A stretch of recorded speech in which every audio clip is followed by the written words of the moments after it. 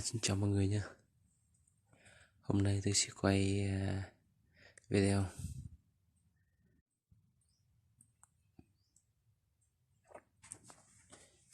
đây mọi người ơi. Giờ hai thằng cháu này thấy nó ăn cơm chưa? Giờ mình phải xử đây. Đấy, nó ăn xong nó chạy, nó nằm luôn này. Đấy, đấy, một đứa thì nằm vào võng, một đứa thì nằm dưới đất. Đấy, thấy chưa? Hai thằng đây, nhìn đây. Sao không dụng cái này hả? Dự tính sao? Lười thì không dọn. Lười hả? Ừ. Mất thằng này hả? Đâu lắm nhỉ? Hả? Giờ sao? Muốn cái gì hả? Ít nha. Chú mà vậy ấy. Quay cái gì mà quay? Quay mất thằng này. Tao kiếm cái gì nó cho cho mày một trận quá. Thằng này hết chứa rồi. Đâu là đây? Đây.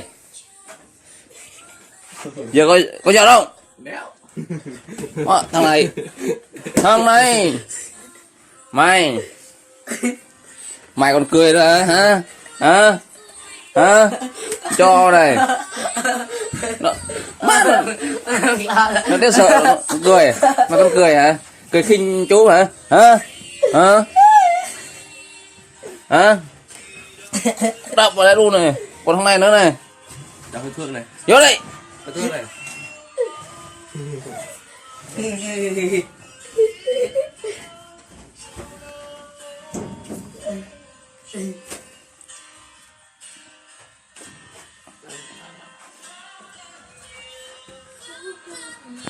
Đủ mà tao lại hai chúng mày. Nhưng mày ăn cơm thế này ai gọi đây? Tao nấu cơm cho mày ăn. Chết tao rồi. Giờ tao lại hai chúng mày. Tao vui hai chúng mày nữa này, sau này nữa. Mày dọn cho chú vào với. Hả? Chết rồi. Chết. Giờ mình phải dọn. Giờ mình đi nói thằng này nó sẽ sợ mình luôn rồi. Nó vào mình đánh mình luôn rồi. Mọi người ơi. Chết rồi. Hai thằng cháu này chết rồi. Bây giờ mình nói cho nó đánh mình nữa này, biết sao đây. Chết rồi. Thôi vỗ tay rồi.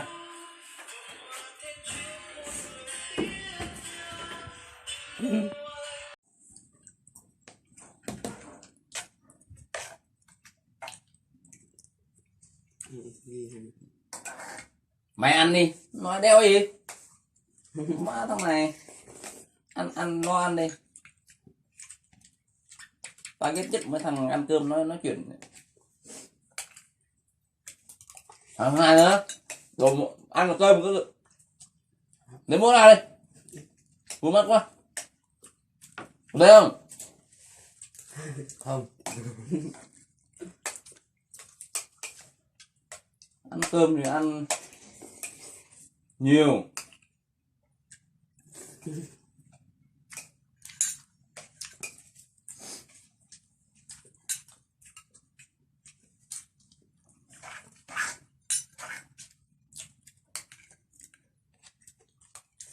Ăn cơm lo ăn cơm đi. Nói chuyện gì?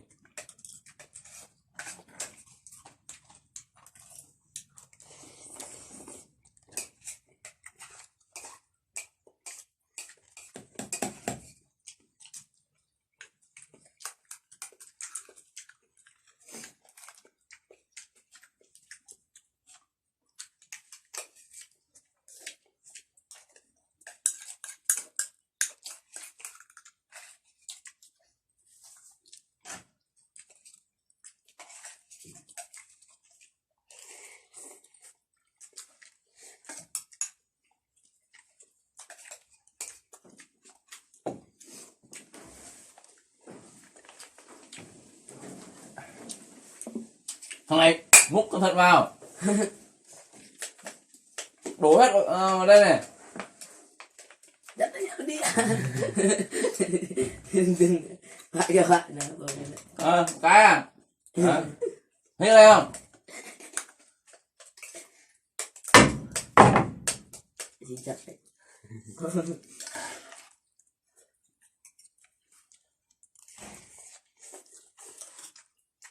Còn hôm nay nữa ăn cơm mà chú mà nói không nghe Đi. hả? Cay quá. Mấy thằng này ăn cay ghê quá. Ôi cay quá. Nhất là ông này này để ca ăn cay. Nạp rọt quá. Nạp rọt. Đi thắt lên.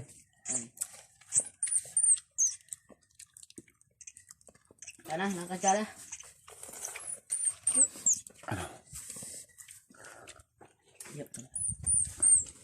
Đây Này thì ông này thì ăn lắm. Ăn có tí mà là cay rồi. Chỉ có ông này là khỏe nhất ăn cay này. Đấy. Bó tay rồi. Đồ má mình ăn có tí cay hết.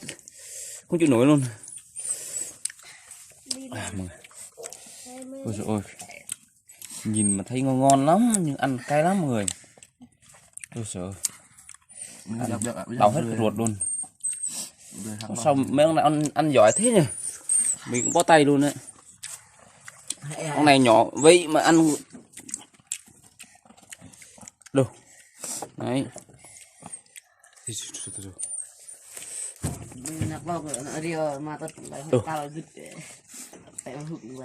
Ông này ăn. Ông còn ăn thêm ớt nữa chưa? Đồ mà ông ăn thêm trái ớt kìa. Kìa chưa? Đây này, ớt này. Cu. Ăn đi. Đây này. Đủ mà ăn ớt thế này nó ăn. Ăn đâu? Đây đây. Đấy, ăn ớt kìa. Kìa, kìa. Kìa chưa?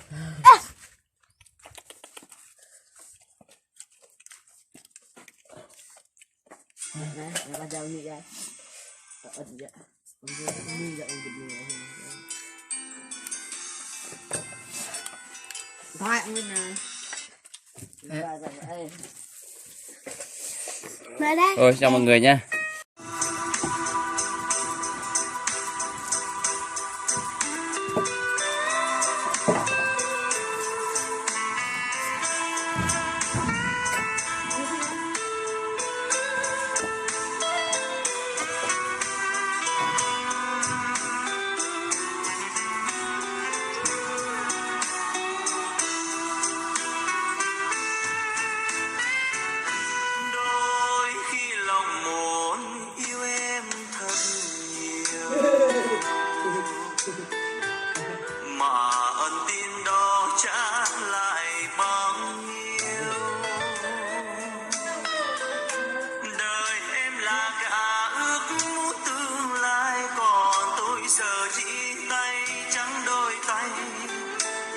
Sao chung đường chung bước thôi em đừng nhắc tên tôi làm gì, đời người không biết hãy tìm quên đi. Từ khi em đã cất bước ra đi, lòng tôi đau xót giây phút phân ly.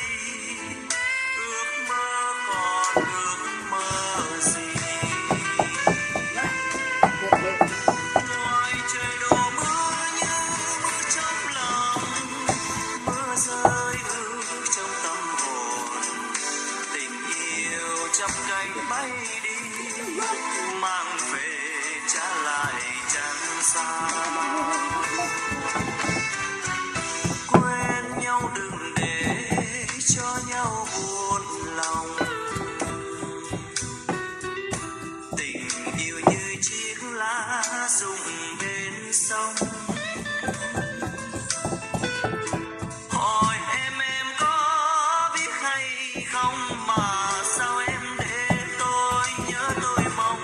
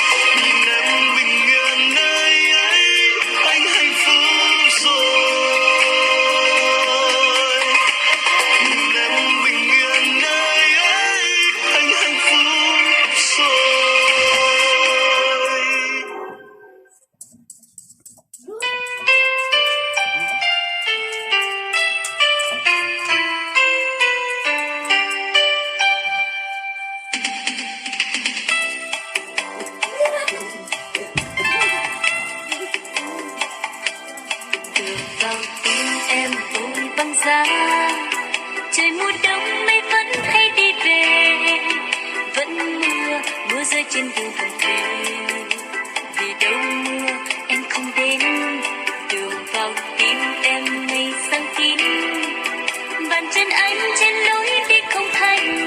Xin chào mọi người nha. Hôm nay hai chú cháu chúng tôi đi ngồi rẫy, giờ không biết cái gì ăn này. Vậy là chắc cây chuối làm đồ ăn đây.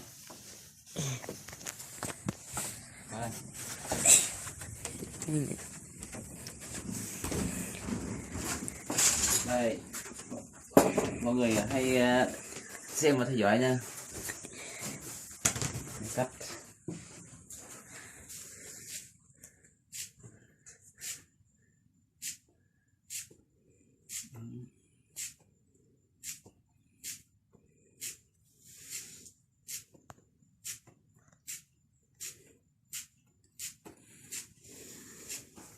tôi sẽ cắt nhỏ ra.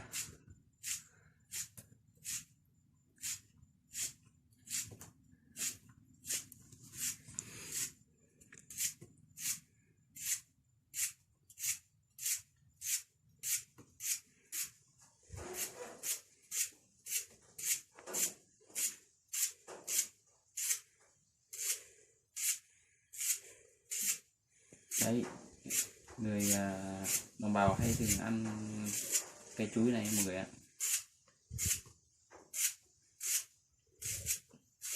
Nhưng mà họ làm thì ăn ngon, nhưng mà mình đây là lần đầu tiên là làm á. Rồi thứ hai, lấy con lấy que.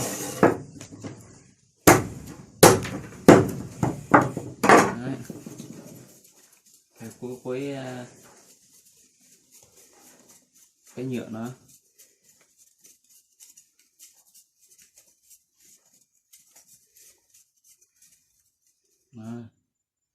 nhựa nhiều không mọi người, này nhiều lắm này.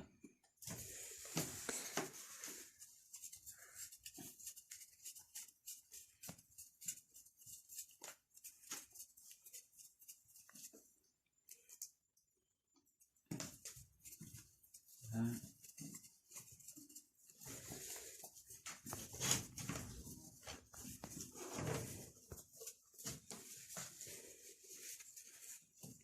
Khổ lắm, ở đây giờ này khô lắm, không kiếm cái gì ăn hết.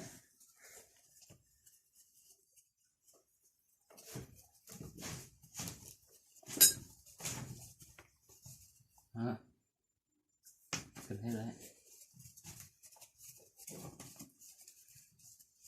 Rồi mình lấy hết cái nhựa nó, mình nấu lên để chập nó, mình nấu chín nên nhựa nó phải dính nhé. Nếu mình còn lấy ra thì nó bung lên mình cũng ăn được. Đó, thấy chưa, nhiều chưa, quá nhiều đúng không? Đây đây, nhiều lắm. Đó, đó ăn cũng được. Đây nếu mà số 2 tôi có 2 chú cháu thì ăn cái ấy thôi. Nếu mà nhiều thì tôi chắc mình lấy cỡ 2 cây thì chắc cũng hơi nhiều á. Đây lấy có 1 cây à. Đây.